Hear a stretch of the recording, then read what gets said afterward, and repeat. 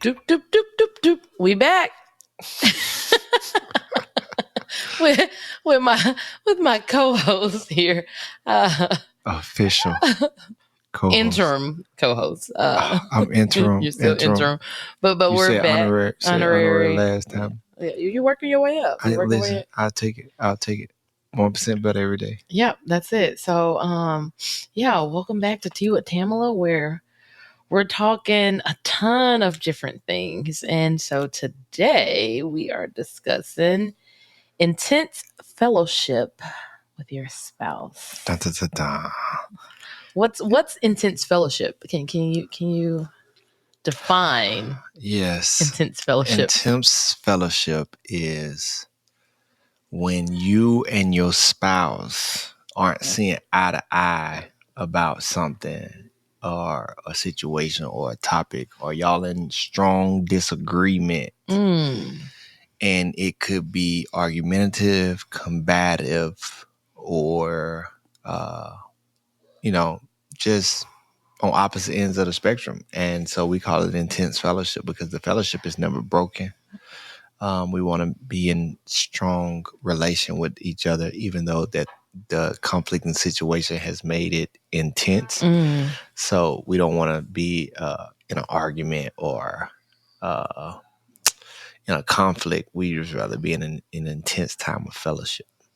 Yeah. So I guess over the course of our relationship or our marriage, I feel like early on we didn't have like a ton of intense fellowship, which seemed extremely strange because everybody was like, "Oh, the first year of marriage is going to be so hard. Prepare yourself." And we're like, or first 2 years or first 5 years is what people, Yeah.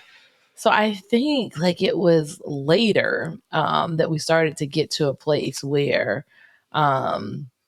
schedules picked up. We started to have a growing family where, all of our kids are like extremely close in age, and like roles and responsibilities kind of change. And that led us to be able to have conversations that we thought were going to be just as smooth sailing as some of the ones we'd had previously. But we quickly found out like there were sometimes places or ideas that we didn't always agree on 100%. And so I remember we read like a ton of books like when we were engaged, and one of them was like, what, you meet on your side, meet on my side, or we kind of like meet in the middle, and or meet later. Yeah.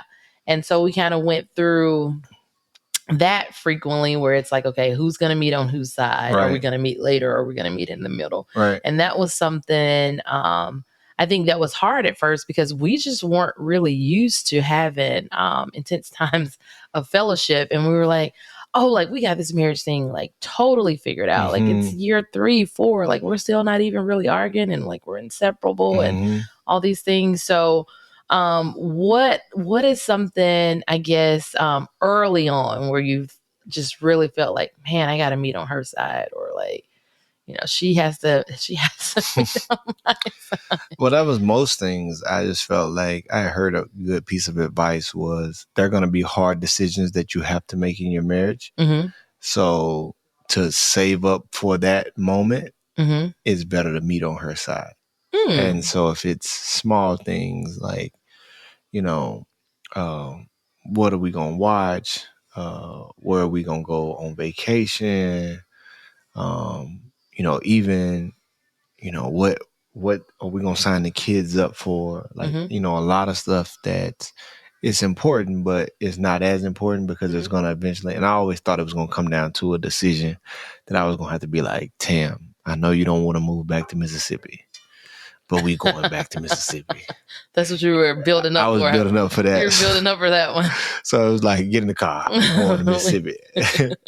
And so I just kind of was trying to save up because I knew it was going to eventually be a decision like that. And so I think especially early in our marriage, it was not a lot of seasons of intense fellowship, but when there was a different disagreement or whatnot, it was just like, you can have this one.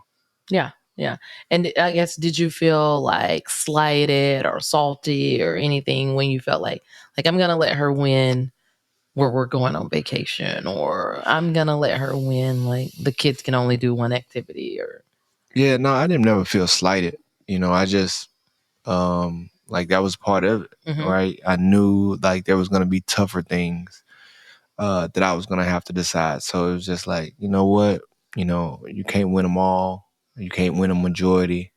And as they say, happy wife, happy life. So let me try to fit on her side. I think it was later when there was more dealing with our schedules Mm-hmm. that it was harder for me to say let her win. Like it became, I think, on my end to a fault was more of me saying like, I'm just gonna do this. Like Mm-hmm. I gotta make this decision. Mm-hmm. And that was happening more frequently, and that probably should have been a red flag for me. But yeah. Yeah.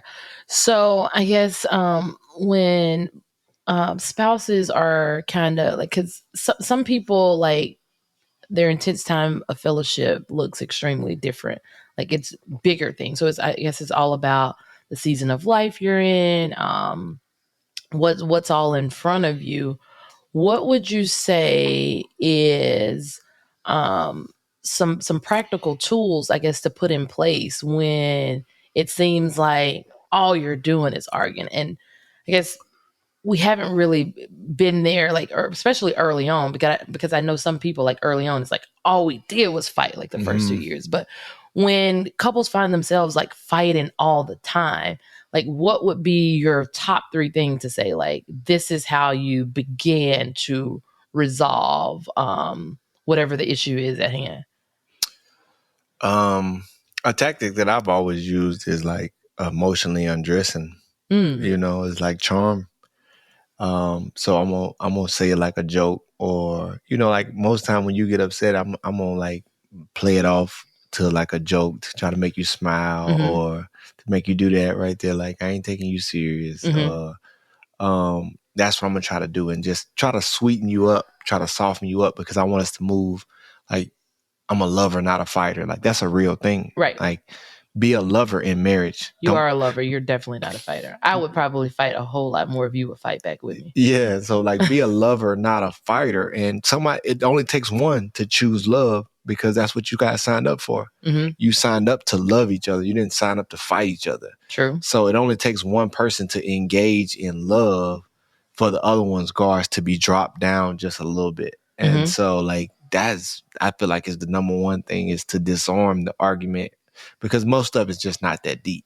Right. And there's going to be some times where you both just super passionate about something, and that's going to be a conflict that you have to do. But like when it's ongoing all the time, just love until it comes around. Mm-hmm. And you just have to kind of swallow your pride and engage them. But that comes from a mentality of knowing that your spouse is not your enemy. Right. Your spouse is not playing for the other team. Your spouse is not your opponent. They Mm-hmm. didn't sign up to play for the other team, Right. and they signed up to be your number one fan. And so remember that. So how do you combat, like, the feeling that, right now in this season of life, like, it feels like my spouse is my enemy? Like, it's one thing to say, like, my spouse is not my enemy. It's almost like, you're saying, and it's good to say it to remind yourself of that. But there are certain seasons of life, I feel like, where at some point, in some form or fashion, we feel like our spouse is our enemy. Oh yeah, the devil is tricky. Mm. That's what I would say. The devil is tricky, and the Bible says there's a way that seems right to a man, but leads to destruction. Mm. And I think that you can feel like your wife is the enemy or your spouse is the enemy, Mm-hmm. and choose to go somewhere else, but that's ultimately leading to destruction. Mm-hmm. And it's not right. It's not, like the Bible says, what God has joined together, let no man separate. Mm-hmm. And God has joined you together. The two shall leave. The man shall leave his family, his mother, and cleave to his wife, and the two Mm-hmm. should become one. And you, in that oneness, God has allowed that. He's created that. That's a covenant under him. Right. And so understanding that and walking in that, and even in the time where you feel like, you know what, me and my wife not on the same page, or me and my spouse not on the same page, my spouse is just combating me on every turn. Like the enemy is ready to use that. The Right. enemy is ready to sift you and say, oh yeah, your spouse not listening to you. I got somebody that's gonna listen to you. Right. He's ready and ready for you to just to be looking for something else. And that's when he's gonna creep in and make his move. And so in that season, just rely on God's word. Like, man, God has given me this spouse to be the person that I'm supposed to go to battle with, and the person that's on my side. How do I find a way back towards that? That is something off with me that I need to work on to get back. And so it could be because you could feel like you're right. And A that's lot of times we feel like we're right. That's the thing.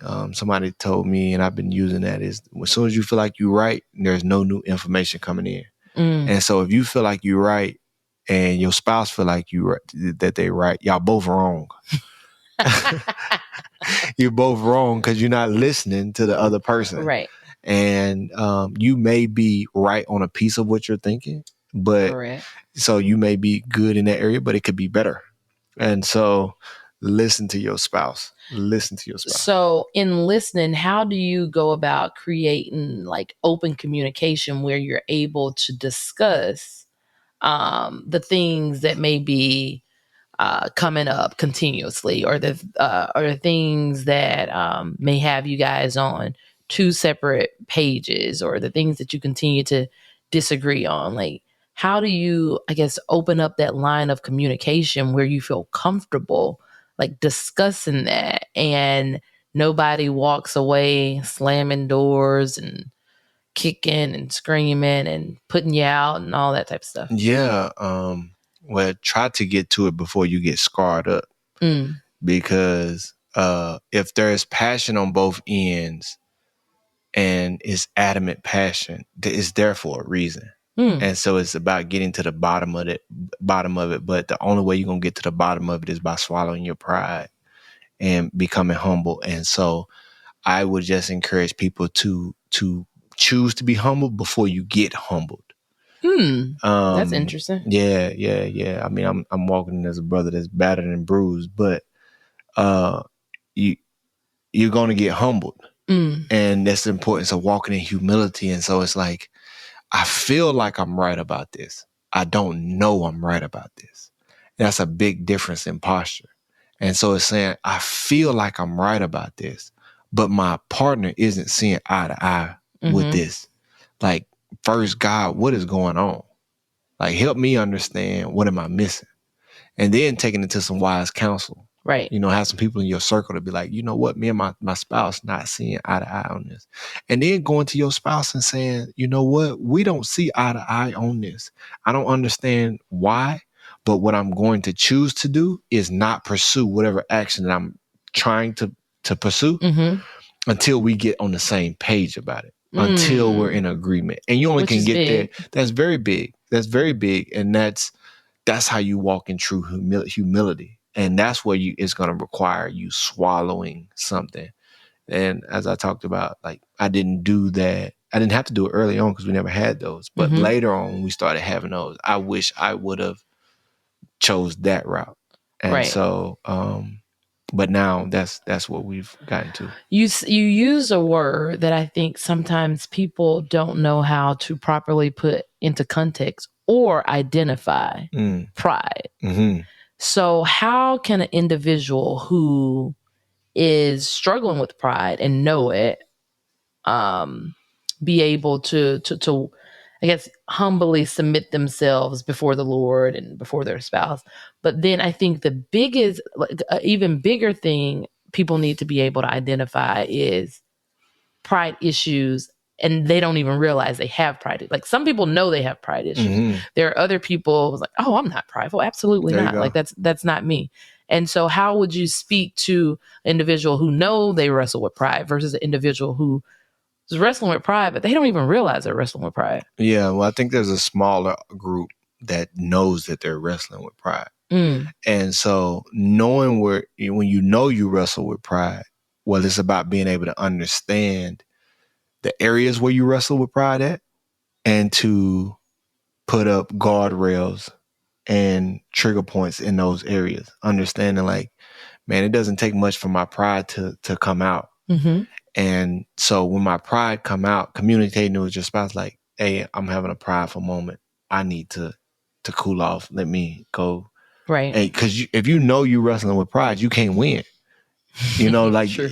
don't try to win. You already know you wrestle with pride. So once you give somebody that default, like, hey, I'm struggling with pride, so it's going to be moments when my pride raises up.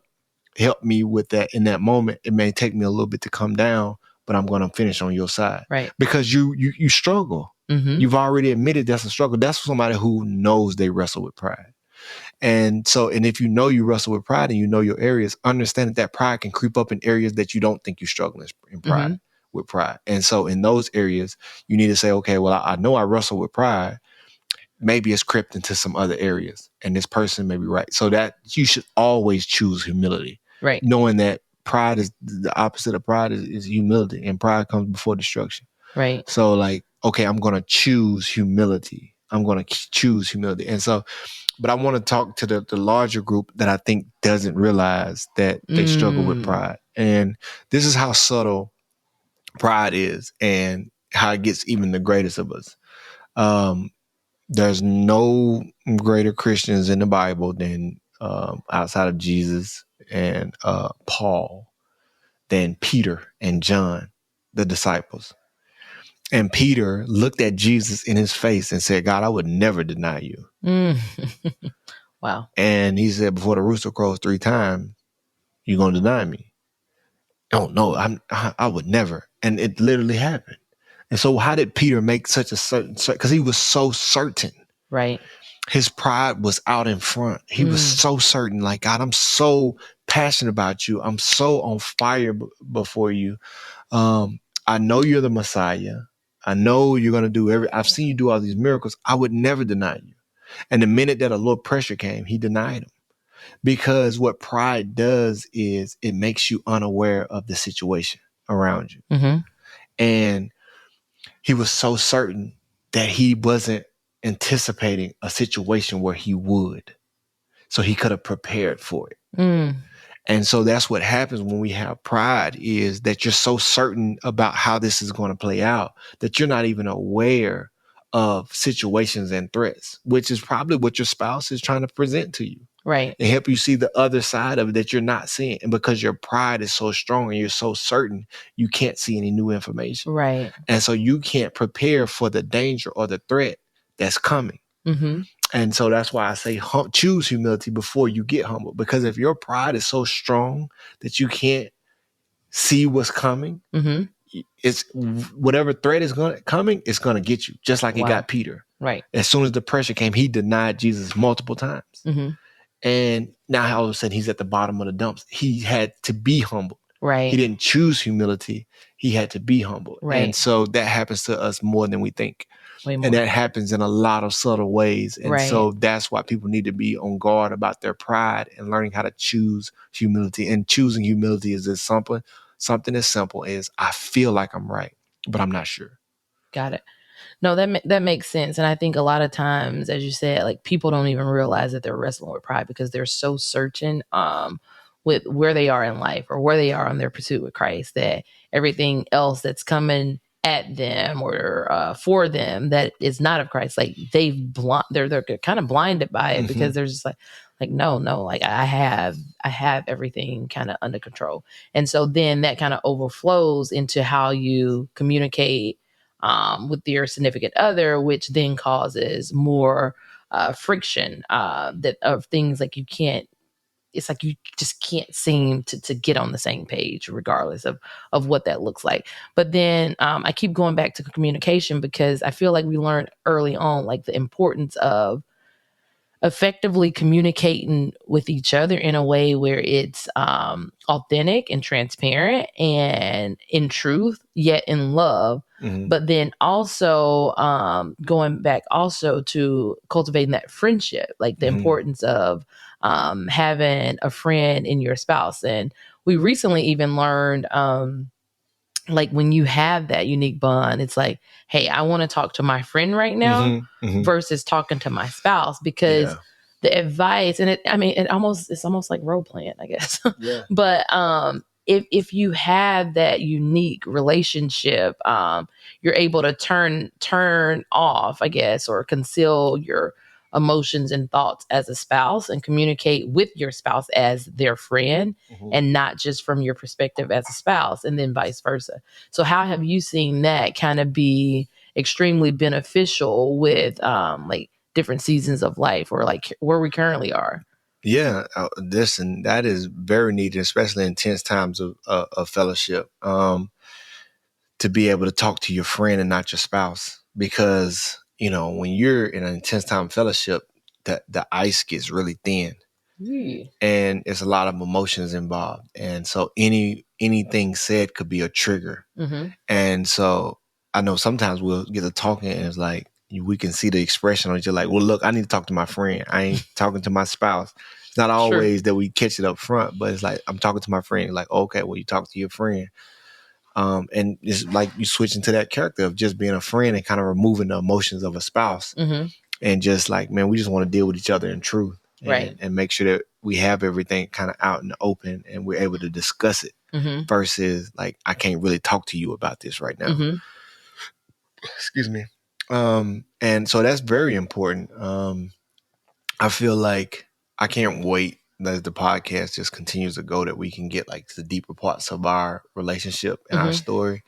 Because I think like that's really going to be able to help people. But we kind of giving y'all, we kind of easing y'all into the water. but yeah, and it's because we're friends, right? Like you my homie, Yeah. like you my dog, like I got your back, like Yeah. no matter what happens to us in this world, like you my dog, right? Outside of romance, outside of the kids, like you my homie, Right. And because we have that gives us this huge space just to be able to come and unload and talk. And we talk about, spiritual issues. We talk about mental issues. We talk about physical issues. We talk about insecurities. We talk about fears. We talk about strengths. We talk about other people. We talk about life. Nicely. Yeah. We talk about like parenting. We talk about marriage. We talk about sex. We talk about everything. Right. Just not necessarily how can this, because I feel like some people can be so robotic and like, okay, we need to have these practicals of how we can grow together. Like we're not necessarily doing that. Right. And it comes from our foundation that we were just talking about these things. Like you were telling me about, wanting 4 or 5 kids. And I was like, oh, if you're going to have 5, you should have 6.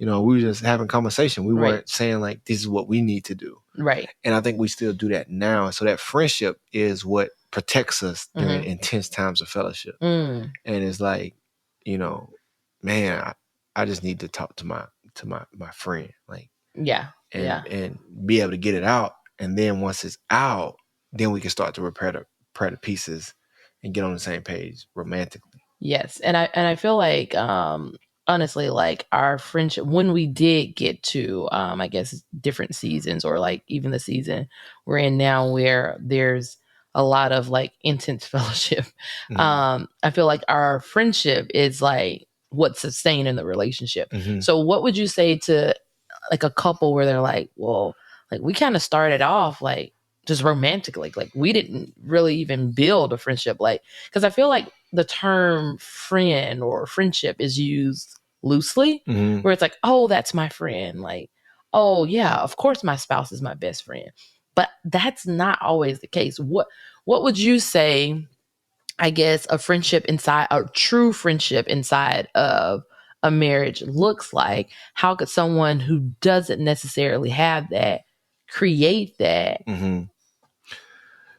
Yes, I think that can be cultivated, even if you started romantically first. And number one is you got to become each other's safe place. And I shouldn't say number one. That's the ultimate goal, is to become each other's safe space. Right. That begins with communication.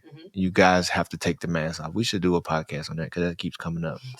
We should encourage. We should show love to Maya Angelou. We wear the mask. That's what we should call the podcast. No, was that? I think that was. That's Maya Angelou. We wear the mask. thought that was Paul Lawrence Dunbar. It might be. I don't know. Oh, forgive us for butchering that. Yeah.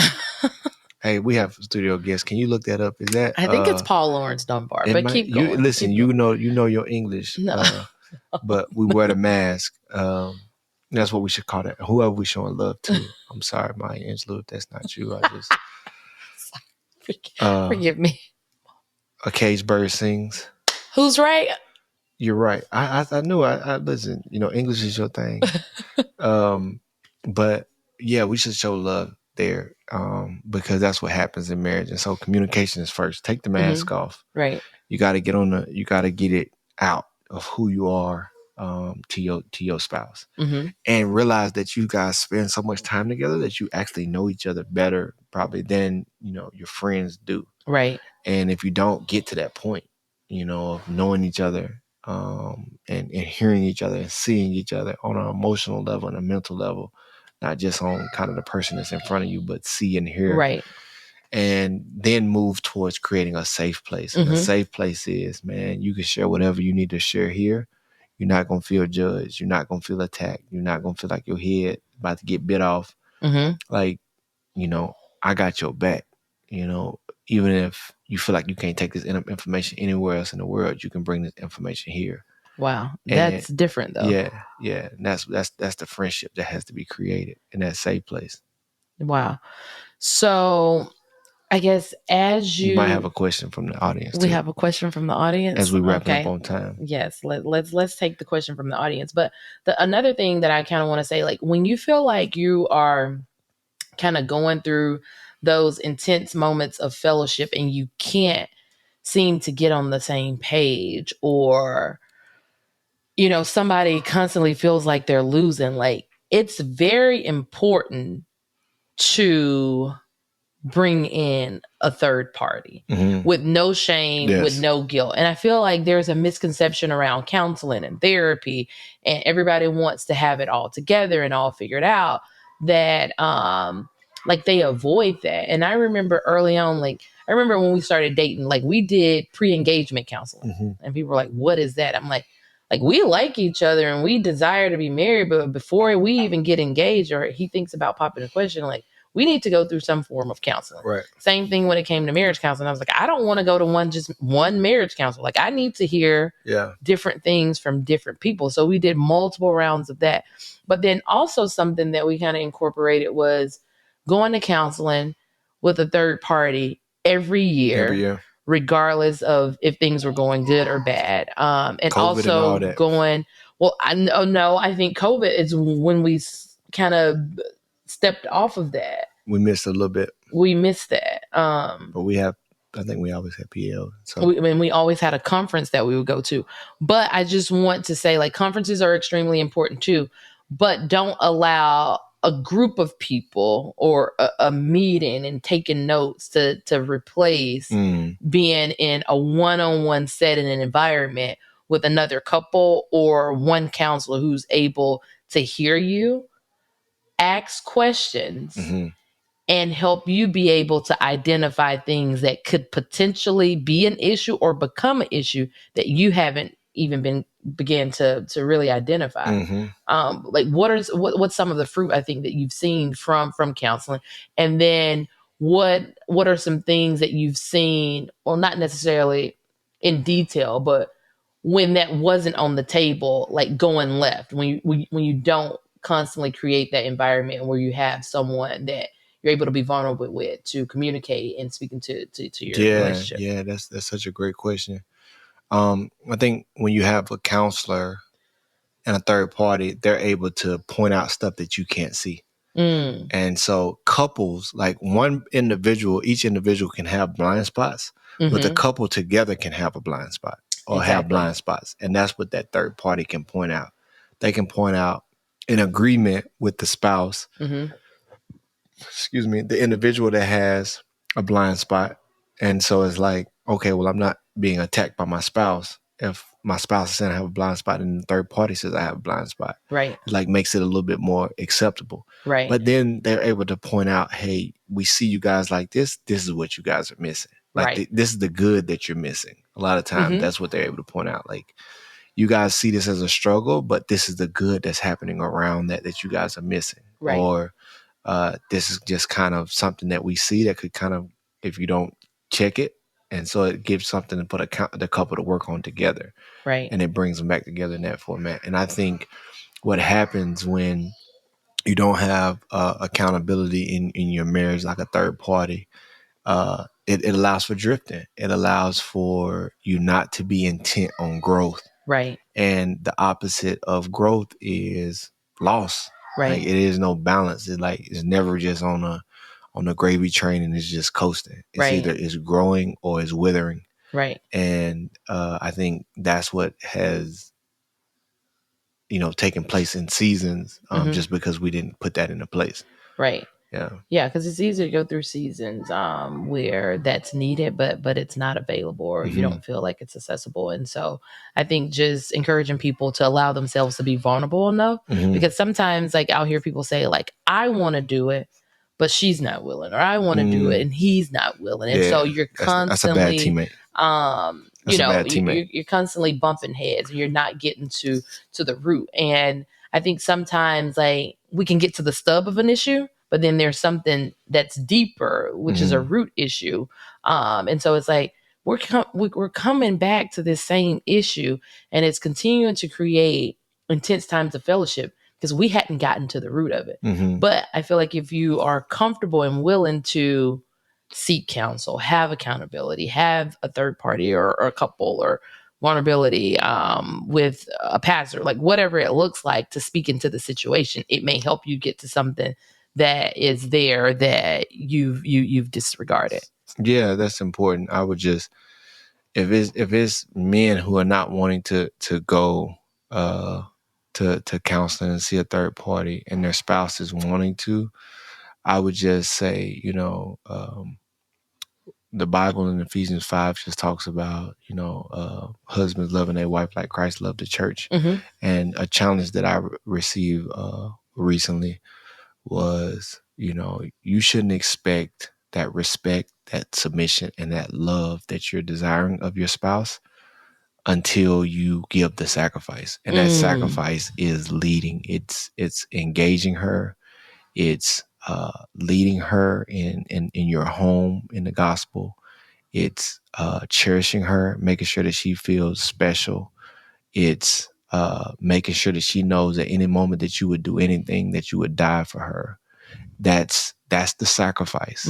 And once you give the sacrifice, then the love comes. Right. And that's mirrored just how Christ loved us. He sacrificed himself. He loved us when we were unlovable. Right. And he made us lovable when he made us turn around and repent and turn towards him.